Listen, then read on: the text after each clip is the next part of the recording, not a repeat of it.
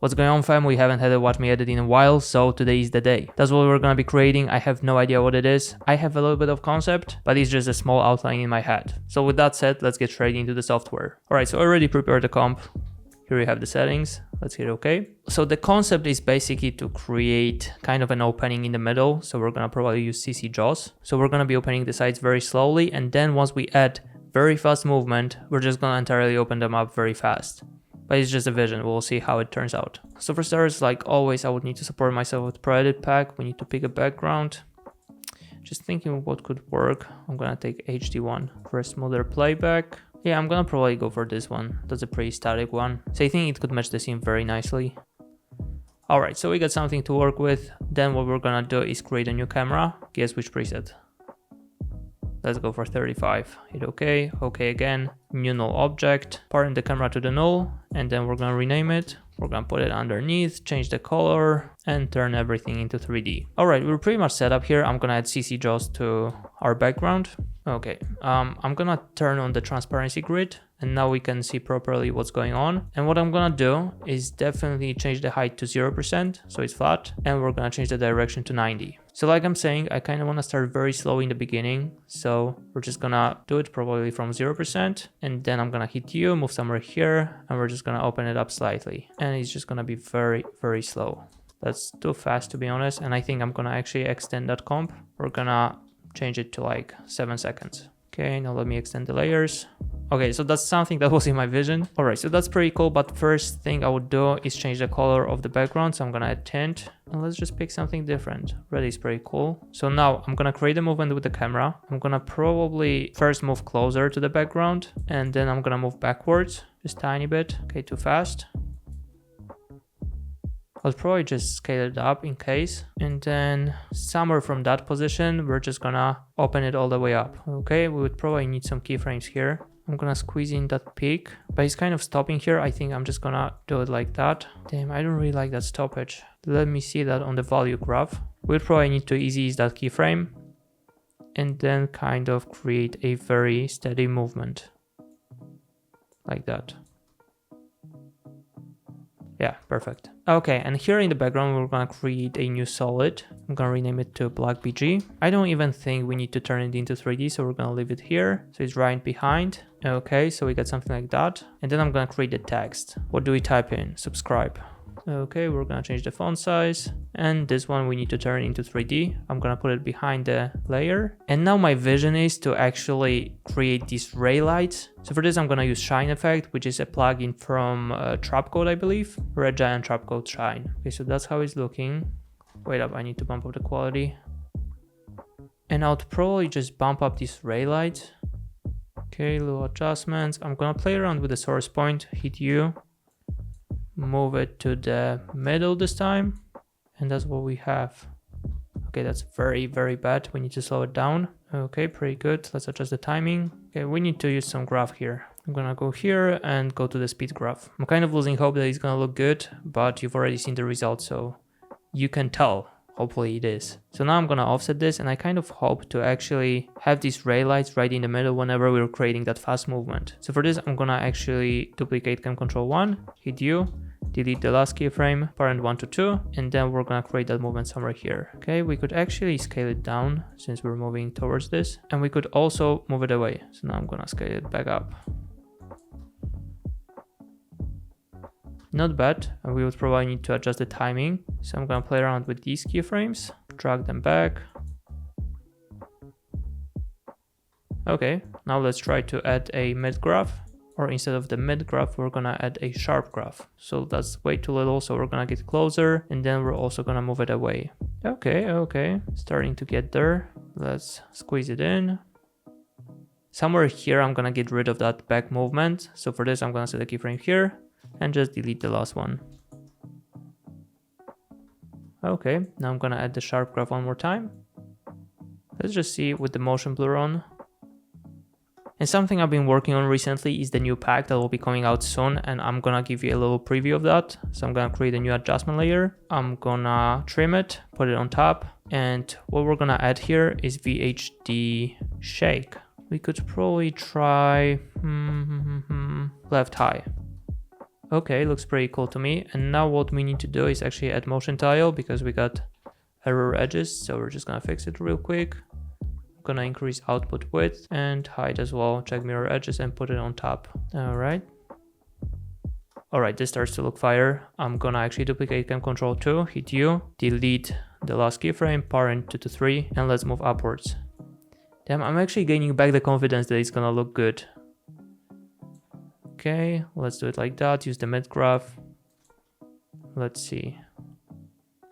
Too slow. And maybe let's move forward as well. Not bad. And we're gonna add another text that says now. I'm gonna set it to the middle. I'm gonna change the stroke to fill. And we're gonna turn it into 3D. Now somewhere here, we're gonna recenter it. The shortcut to recenter it is Ctrl-Alt-Home, I believe. Okay, let's adjust the timing.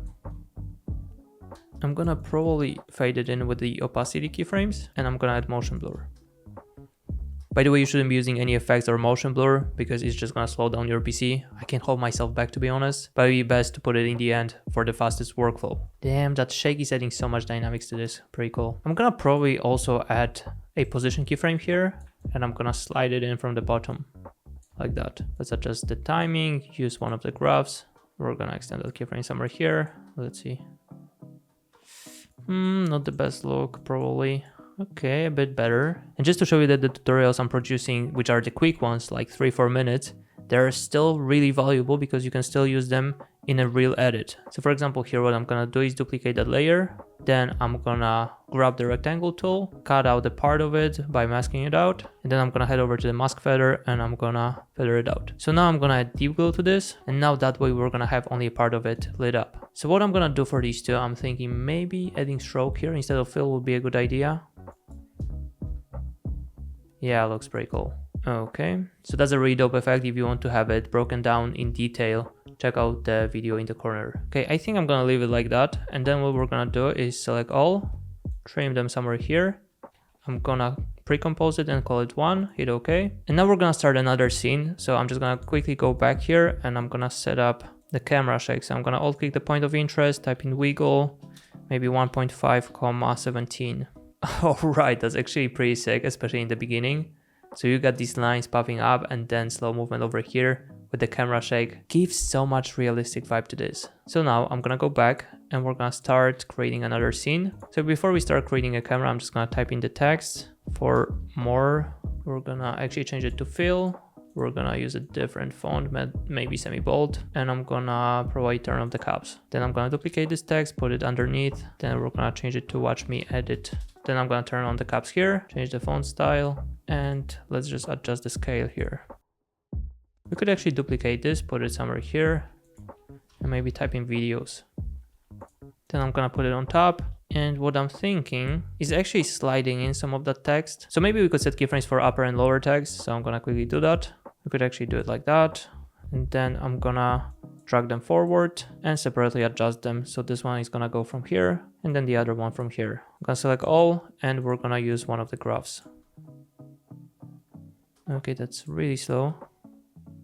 And here what we're gonna do is actually grab one of the animations.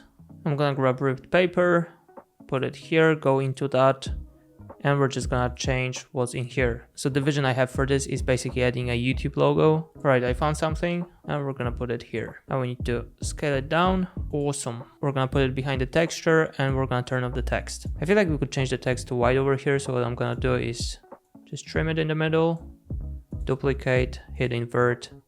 And for that layer, I'm gonna add tint and I'm gonna swap colors. Not the original one, but it's matching my background here. Okay, let's go back. Okay, so that's how it's looking. So I'm actually gonna select all these three texts and I'm gonna call them text.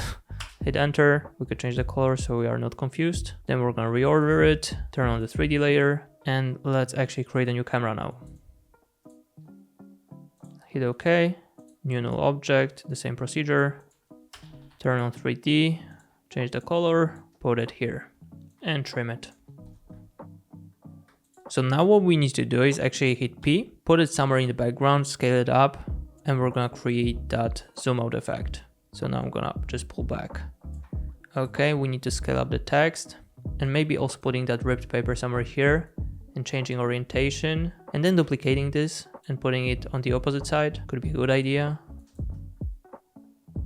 Okay, pretty cool. So now I kind of need to zoom out even more like that, and we're gonna use the sharp graph. I also need to scale up the text here like that. Okay, let me just turn on the motion blur so I can see how it really looks.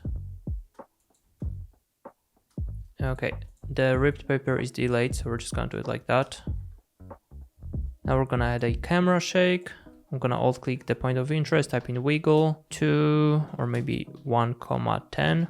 Okay, that's definitely too light, so we're just gonna adjust the timing here. Jeez, I don't think we had a watch me edit where I did so many adjustments. Still too early. Okay, a bit better.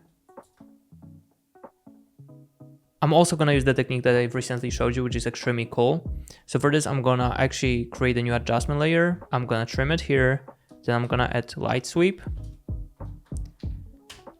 And let's just see how it looks. All right, so if we play around with the center, you're gonna notice that we got that cool effect over here. So I think I'm just gonna make it pass by. So I'm gonna hit the stopwatch, hit U, and probably move it to the right. Like that. Let's see now. I could actually use one of the graphs to slow it down at the end. But for this, we need to adjust the center. Okay.